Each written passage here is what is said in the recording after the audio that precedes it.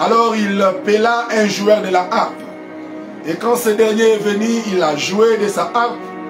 Et les cieux pouvaient se déchirer afin que Élisée reçoive l'incendie. C'est ainsi, vous nous avez vu chanter, vous nous avez vu danser avec le bien-aimé Joël Kabwe.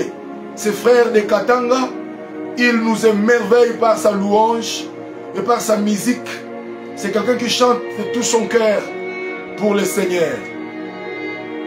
Donc aujourd'hui, nous sommes encore très heureux de vous retrouver encore. Que Dieu bénisse notre bien-aimé Jancy Ntingi des États-Unis depuis Missouri. Waouh! Que Dieu vous bénisse. Envoyez les commentaires pour qu'on puisse vous dédier l'émission. Que Dieu bénisse le frère Caleb. Que Dieu bénisse Sœur Monica Bola d'Afrique du Sud à Cape Town. Que Dieu bénisse le frère Jancy Ntingi des États-Unis dans l'état de Missouri. Nous bénissons le Seigneur. Waouh, waouh! Envoyez des commentaires. Envoyez les commentaires s'il vous plaît. Il y a une grande onction déjà dans les studios. Waouh, envoyez des commentaires. Envoyez les commentaires s'il vous plaît. Les commentaires, voilà. Afin qu'on puisse vous dédier l'émission. L'huile coule, comme vous le voyez. L'huile coule. Je l'ai reçu de Dieu et de mes pères. Et je vais aussi le déverser sur vous cette nuit. Frères et sœurs, comme vous le voyez, aujourd'hui, nous allons partager sur un thème très haut là là. Que Dieu bénisse le bien-aimé Gilles Koyalodi. En tout cas, le fils de l'homme de Dieu, pasteur Gilles Koyalodi, je te vois. Que Dieu te bénisse. Que Dieu bénisse papa Gilles. Que Dieu bénisse maman. Que Dieu bénisse ta sœur. Que Dieu bénisse toute la famille. Voilà, comme je le disais, aujourd'hui, nous avons un petit thème. Nous partageons sur la résurrection du fils de la veuve de Naïn. La résurrection du fils de la veuve de Naïn. Naïn, c'est une ville qui est au nord d'Israël. Et Jésus étant un nabi, veut dire un prophète, il était en train de marcher, faire ses missions. L'Écriture dit un jour, Jésus s'est rendu dans cette ville-là. Lisons. Luc chapitre 7, verset 11. Que disent les Saintes Écritures? Les jours suivants, Jésus alla dans une ville appelée Naïn. Ses disciples et une grande foule faisaient route avec lui. Waouh! Lorsqu'il fut près de la porte de la ville, voici on portait en terre un mort. Lorsqu'il fut près de la porte de la ville, voici on portait en terre un mort, fils unique de sa mère, qui était veuve, et il y avait avec elle beaucoup de gens de la ville. Voyez-vous, le Seigneur l'ayant vu, fit émis de compassion pour elle, et lui dit, ne pleure pas. Je dis à tous ceux qui me suivent, tous ceux qui sont accablés par des problèmes, par des situations difficiles, par des maladies incurables, par la pauvreté liée de la famille, par les situations difficiles, j'ai dit à une personne ce soir, ne pleure pas. Christ a compassion de toi. Christ t'a vu dans ta souffrance. Christ te voit alité sur le lit de l'hôpital. Christ voit comment tu souffres. Christ te voit dans ta maladie. Christ voit les moments atroces que tu traverses. Christ voit comment tu broies du noir. De même que Christ a dit à cette femme, ne pleure pas, je te dis, toi qui me suis, où que tu sois, peu importe le lieu que tu te retrouves, l'onction de Dieu n'a pas de frontières. L'huile coule sur ma tête et cette onction n'a pas de limite. Elle va t'affecter d'un moment à l'autre. Alléluia. Le Seigneur l'ayant vu, 13, fit émis de compassion pour elle. Le Seigneur est bon, hein? il est tellement miséricordieux. La Bible dit, il fut émis de compassion pour la femme, la veuve de Naïn, qui avait déjà perdu son mari, beaucoup d'années, même 3-4 décennies passées. Il n'est resté qu'avec son fils unique. Et le fils aussi est mort. Christ la regarde, il fut émis de compassion pour elle. Et lui dit, ne pleure pas. Mon frère, ne pleure pas. Pour cette situation-là, ne pleure pas. Maman, pour les enfants qui deviennent des délinquants, pour tes enfants qui sont à 2 doigts de la délinquance, ne pleure pas. Christ a eu pitié de toi. Oh là là. 14. Il s'approcha et toucha le cercueil. Oh! Ceux qui le portaient s'arrêtèrent. J'ai dit à tous les démons qui t'amenaient tout droit dans le séjour des morts de s'arrêter. J'ordonne à la maladie qui voulait t'amener à la mort. J'ordonne à la souffrance qui voulait te faire retourner chez vous de s'arrêter. Rasa Mandego. Il dit, jeune homme, je te le dis, lève-toi.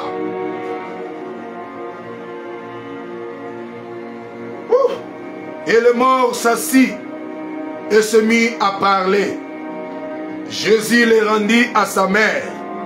16. Tous furent saisis de crainte et ils glorifiaient Dieu, disant, un grand prophète, veut dire, un grand nabi, apparut parmi nous et Dieu a visité son peuple.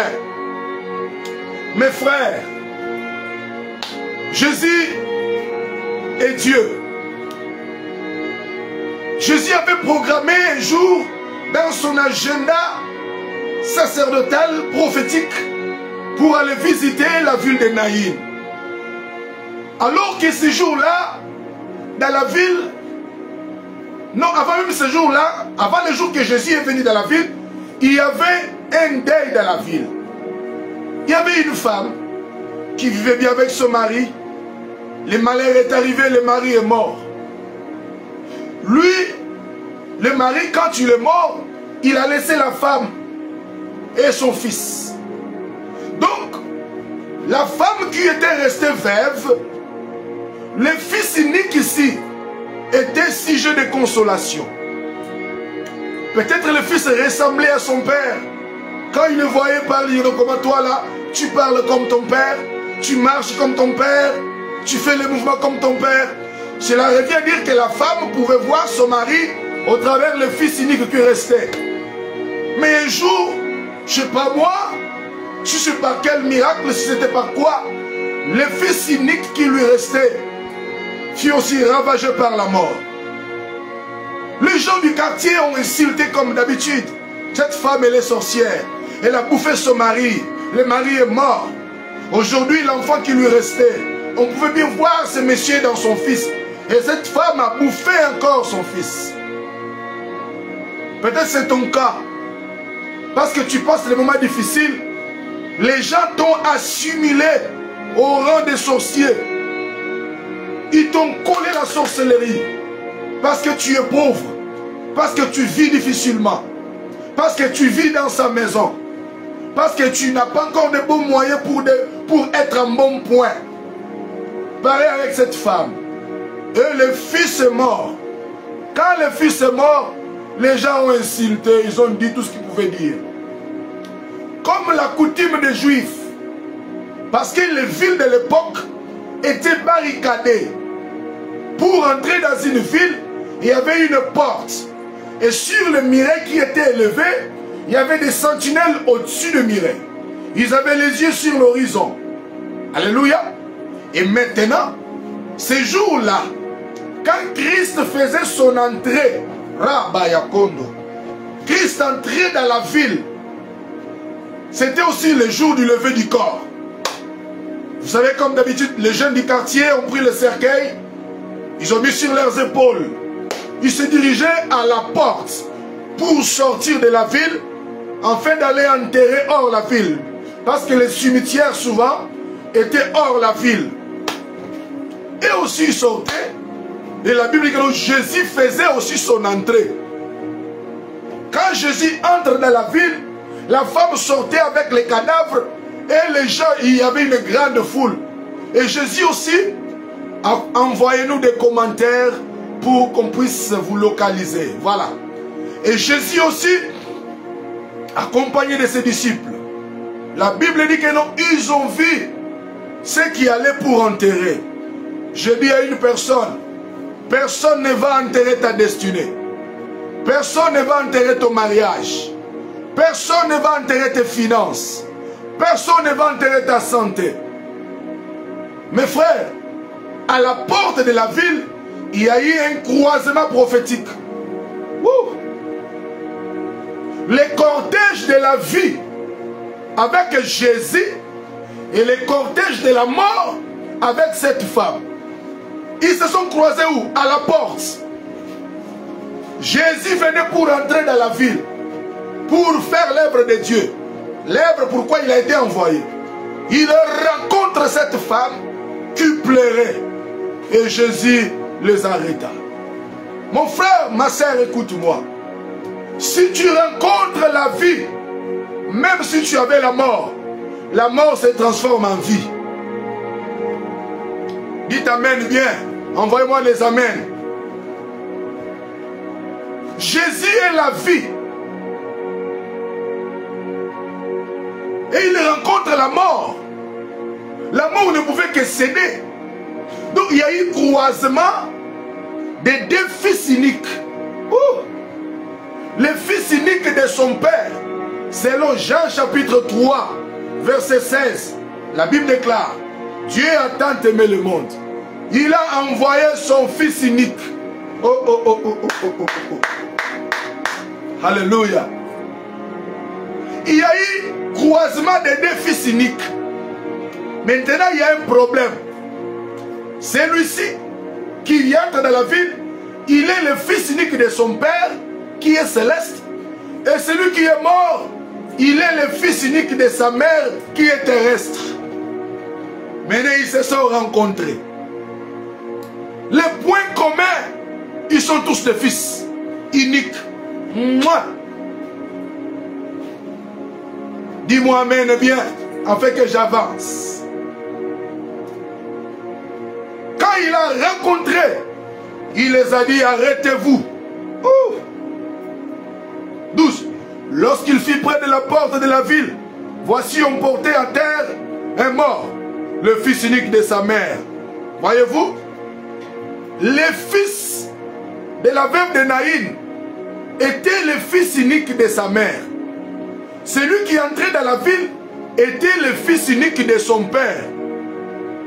Maintenant, quand le fils unique de son père entre dans la ville, il croise les cortèges de la mort. Mon frère, quand la mort rencontre la vie, c'est la mort qui prend fuite et que la vie remporte. Je dis à une personne, il y a la mort dans ta maison, laisse que la vie entre dans ta maison pour que la mort prenne fuite. Que Dieu bénisse Maman Ritz, que Dieu bénisse Ferdinand Chibanda. Waouh! Quand la mort est dans la ville, il faut que la vie entre afin de mettre en déroute la mort. Alléluia. Qu'est-ce qu'il a dit?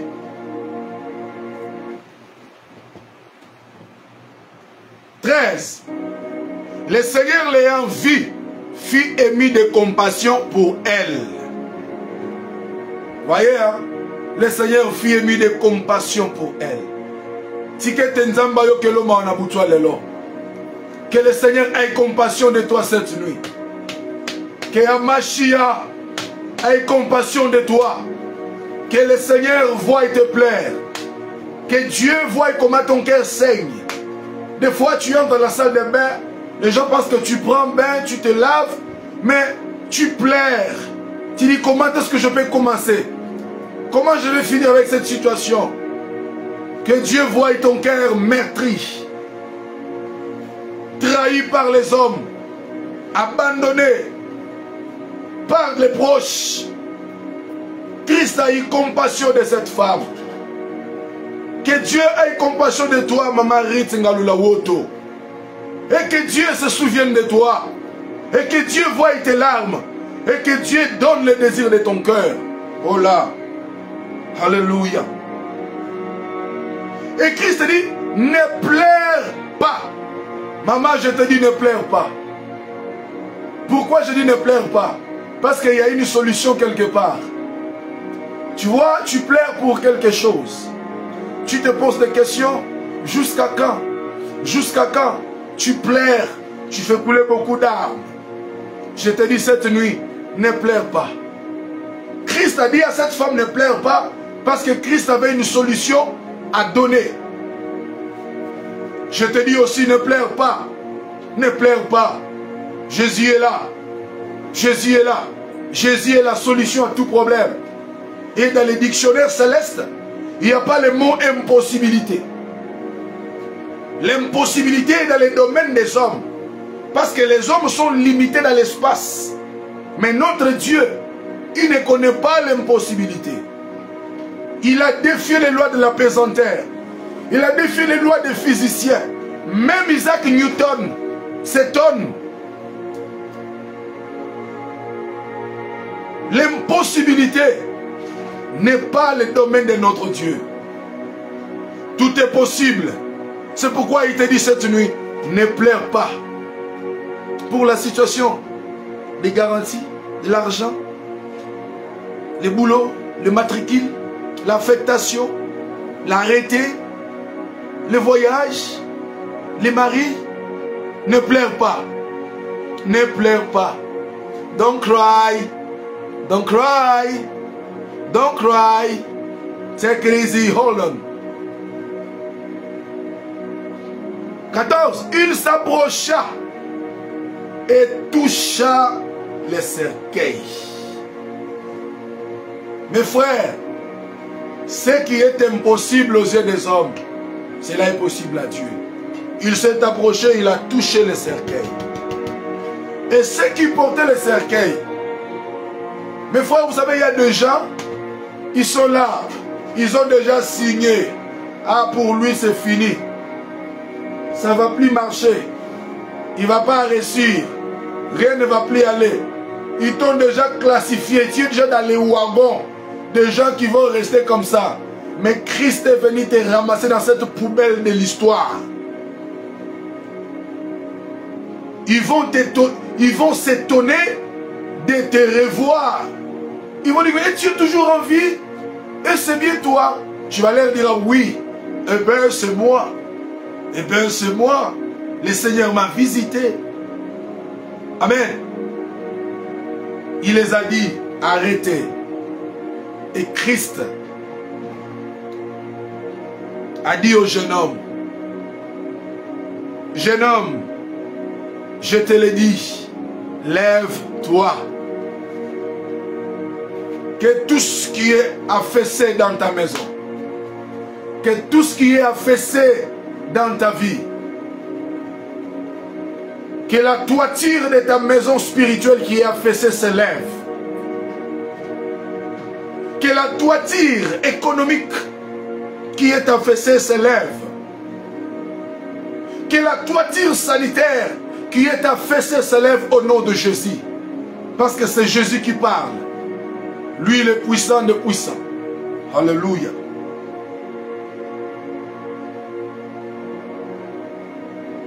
Et le mort s'assit et s'est mis à parler.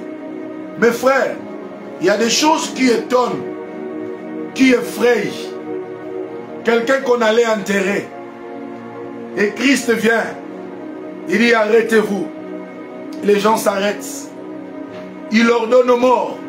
Il dit, jeune homme, je te le dis, lève-toi. Et le mort se met à parler. Et l'Écriture dit, tous furent saisis de crainte. Nous sommes arrivés au temps où nous devons manifester Jésus, pas seulement en parole, mais en œuvre, afin que tous ceux qui nous entourent sachent qu'il y a un Dieu qui agit. L'Écriture dit en fait que les dominations, les autorités, sachent par l'Église la sagesse infinie variée de Dieu. Nous devons manifester Christ par les miracles, par la puissance, par l'onction, par les guérisons, par la manifestation des dons de l'Esprit, parce qu'il est le même hier, aujourd'hui, éternellement. Quel christianisme actuel? Des paroles, beaucoup de paroles, mais les résultats moins. Non. Je ne veux plus de ce christianisme-là. Mais je veux un Christ qui est vivant, qui agit, qui opère, qui guérit, qui délivre, qui ressuscite les morts. C'est le Jésus que nous aimons. C'est le Jésus que nous prêchons. Nous ne parlons pas d'un Jésus qui est né le 25 décembre, qu'on célèbre, qui a l'anniversaire. Non. Ce n'est pas ce Jésus-là dont je te parle. Le Jésus que les religieux fêtent chaque 25 décembre. Mais le Jésus que je t'annonce, il est le même hier, aujourd'hui et éternellement. L'homme de Galilée, lui qui opère, lui qui se manifeste, lui qui opère, qui guérit, capable de réveiller Lazare de son sommeil de 4 jours, capable de le ramener à la vie, l'enfant qui était déjà mort. Mais Christ les rencontre. Parce qu'il est écrit, je suis le chemin, je suis la vérité et je suis la vie. Ah, Christ est le chemin, il est la vérité et il est la vie. Cela veut dire, comme il était la vie, quand il rencontre la mort, c'est la vie qui doit toujours remporter. Christ est le chemin, parce qu'avant Christ, on n'avait pas le chemin. Hébreu nous le dit, cela prouve à suffisance. Cela montre que les chemins qui mènent au lieu très saint étaient encore fermés. Pourquoi cela a été fermé? Parce que le chemin lui-même, il n'était pas encore là. Et quand le chemin est venu, quand le chemin a été crucifié à la croix, la Bible déclare, quand il a crié « Père, Père, tout est accompli », le voile du temple se déchira. Oui. Quand Christ meurt, c'est le voile du temple qu'on déchire au travers son corps.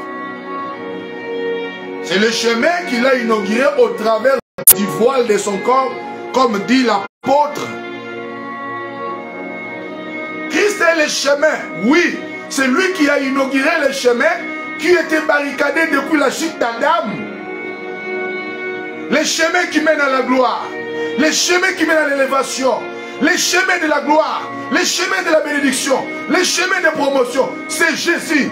Qu'on ne te montre pas un autre chemin de la magie. Oh, comme à l'iboma, oh, comme à l'ia biloko salité, oh, comme à boma bana pamba pamba. Mais je te montre le chemin par excellence. Le chemin qui mène à la gloire s'appelle Jésus de Nazareth. Écris-moi là-bas en bas, Jésus de Nazareth. Wouh! Il est le chemin, la vérité. Il est le chemin, la vérité et la vie. Avant Christ, donc il n'y avait pas de vérité. C'est Christ lui-même la vérité manifestée. C'est pourquoi il dit, vous connaîtrez la vérité et la vérité vous en franchira. Quelle vérité parlait-il? Il parlait de lui-même. Vous connaîtrez la vérité. La vérité vous en franchira. C'est cette vérité que nous avons connue de Jésus. Elle nous a affranchis de la loi du péché et de la loi de la mort. Oh, alléluia. La résurrection du Fils de la veuve de Naïn. Maintenant, entrons dans la dimension prophétique. Ouvrons un peu la Bible, montons un tout petit peu. Qui est le fils de la veuve de Naïm qui était mort.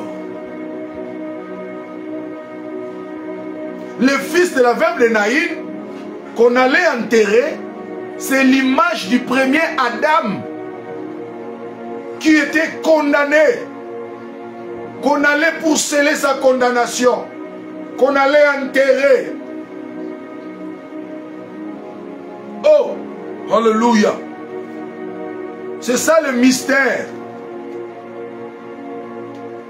de la veuve de Naïm et de son fils.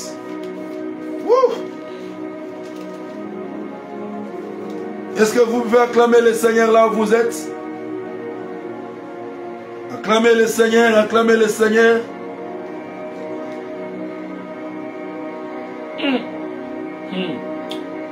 Waouh! Envoyez beaucoup de cœurs, envoyez beaucoup de cœurs. Envoyez beaucoup de cœurs, envoyez beaucoup de cœurs.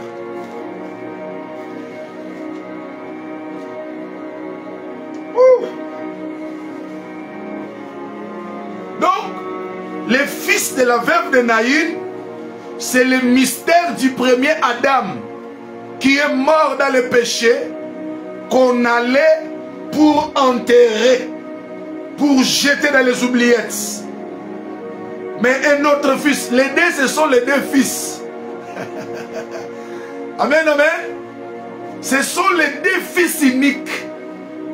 Le premier fils unique, il s'appelle Adam. Il est né de sa mère. Il est terrestre. Parce que le premier Adam a été tiré de la terre. Tu vois? C'est ça le fils de la veuve de Naïm. Adam, tiré de la terre. Maintenant, le fils unique qui vient sauver le premier fils qui était mort dans le péché, dans la condamnation, c'est Jésus de Nazareth, le fils unique de son père. Lui, il n'est pas terrestre, comme je venais de le dire, il est céleste. Selon qu'il est écrit dans Jean chapitre 3, verset 16, Dieu a tant aimé le monde, il a donné son fils unique. Il a donné son fils unique afin qu'il vienne sauver le fils unique de la veuve de Naïm. Oh, oh, oh, oh, oh, oh, oh, oh, oh. Quel miracle, quel ménétekel. C'est pourquoi dans Ecclésiaste, chapitre 4, verset 9 dit, dévalent qu'un, parce qu'ils retirent un bon salaire de leur travail. 10. Car s'il tombe, l'un relève son compagnon. Ah! Donc le prophète Salomon nous révèle ce mystère en disant ceci. Deux valent mieux qu'un. Parce que si il tombe, l'un relèvera son compagnon. Mais c'est quoi le mystère des deux qui valent qu'un? C'est le mystère des deux Adam. Voyez-vous? Le premier Adam tiré de la terre et le deuxième Adam qui est tiré du ciel. Maintenant, quand les deux Adam sont tombés, oui, il faut que l'un relève l'autre. Maintenant, qui relève l'autre? C'est le second Adam qui vient au rescours du premier fils qui était mort. C'est Jésus de Nazareth. C'est aussi l'image de l'humanité qui allait à la condamnation. Depuis le péché d'Adam, nous tous là, on était condamnés, voués à la perdition. Mais Jésus-Christ est venu nous sauver. C'est pourquoi on parle de la résurrection du fils de la veuve de Naïm. Et tu dois comprendre ces choses, que Christ est venu sur la terre pour te chercher. Toi qui étais perdu dans le péché, qui étais perdu dans le mal, tu étais mort dans tes péchés. Colossiens chapitre 2, verset 13. Que disent les Saintes Écritures?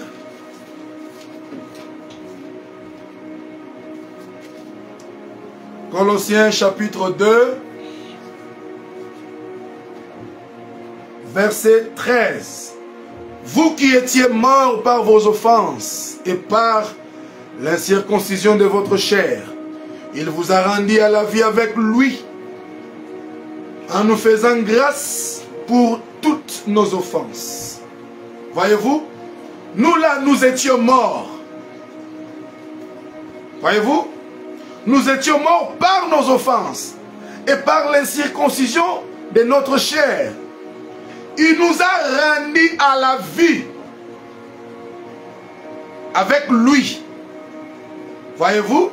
Donc quand Christ mourait, nous mourrons avec lui. Que Dieu bénisse la sœur Mirchine Sadi. Sœur Mirchi, que Dieu te bénisse. Salut tout le monde, salut maman Elodie. Salut tout le monde dans votre maison. Que Dieu bénisse la sœur Mirchi. Voilà. Il a effacé l'acte de l'ordonnance nous condamner. Nous étions tous condamnés. Mais quand Christ râla à la croix, c'est avec nous qu'il mourait. Il mourait avec nous. Et il nous a rendus à la vie avec lui-même. Il a ressuscité avec nous. Jésus de Nazareth, le Fils unique du Père. C'est la grande rencontre des deux fils uniques. Le Fils unique du Père qui rencontre le Fils unique de sa mère. Adam, il est fils de sa mère. La mère d'Adam, c'est la terre. Parce que c'est la terre qui a donné naissance à Adam. Et la mère de Jésus, c'est le ciel. C'est ainsi, ils sont tous le Fils unique. Mais celui-ci, son Père est céleste. C'est l'autre ici, sa mère est terrestre. La résurrection. Ce qui ne marchait plus, ce qui ne ressuscitait plus, les études, la vie familiale, la cohésion dans la famille. Je suis venu pour te dire, le Seigneur Jésus est fidèle. Il est venu donner la vie. C'est pourquoi il dit, la parole que je vous annonce est esprit et vie. La parole que nous écoutons, elle nous donne la vie. C'est ce que tu dois comprendre. Donc tu ne viens pas à l'église par enthousiasme. Tu ne viens pas à l'église parce qu'on a dit venons à l'église. Non. Tu viens à l'église avec connaissance des causes. Tu sais que tu viens à l'église pour chercher le salut de ton âme. Pourquoi nous venons à l'église? Est-ce qu'on vient pour se faire d'amis? On vient à l'église pourquoi? Pour chanter et après rentrer à la maison? On vient à l'église pourquoi? Pour passer dans l'ambiance charismatique? Non. Ce sont les accessoires. Mais ce qui est primo, c'est la vie de ton âme. Matthieu chapitre 6, verset 33. Recherchez premièrement le royaume des cieux. Donc nous venons à l'église pour les royaumes, pour les salis. C'est comme notre ami Saoul. Il quitte la maison de son père à la recherche des ânesses perdues. Et quand il croise l'homme ouin, Samuel ne présente pas Saoul les ânesses. Il dit, ne t'inquiète pas des ânesses. Mais il y a quelque chose de plus grand que les ânesses. C'est la royauté. Donc Samuel a donné à Saoul la royauté. Nous devons d'abord chercher le royaume et la justice de Dieu. Même dans nos églises actuellement. Quand tu arrives, viens avec l'objectif du salut. Et après le salut, il y a le superflu, le par-dessus. que Christ va te donner. Il sait que tu as des besoins, tu as des problèmes, n'est-ce pas ça? Est-ce que je mens? Il le sait. Mais d'abord, il veut d'abord sauver ton âme de l'enfer. Parce qu'il y a une éternité qui nous attend. La vie éternelle est réelle. Ce n'est pas une utopie. L'enlèvement est réel. Ce ne sont pas des choses utopiques.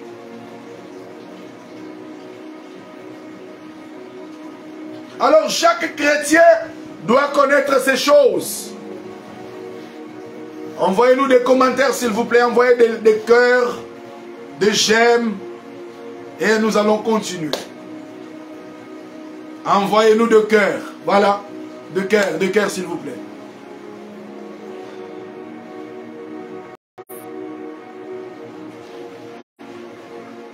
La vie chrétienne, ce n'est pas le manger, le boire. Non. Nous cherchons la vie éternelle. Parce qu'il y a une éternité qui nous attend. Mon frère, l'éternité est réelle. Sur la terre, nous sommes voués par la loi de la temporalité. Tout court vite, parce que nous sommes dans la temporalité.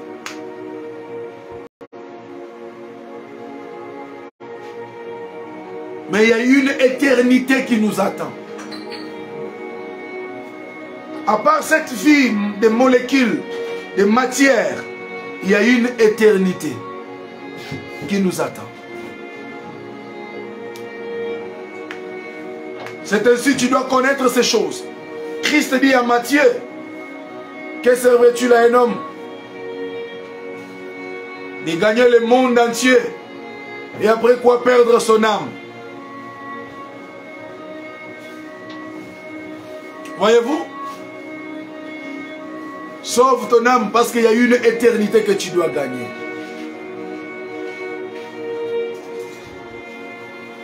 Après la mort, il y a une autre vie.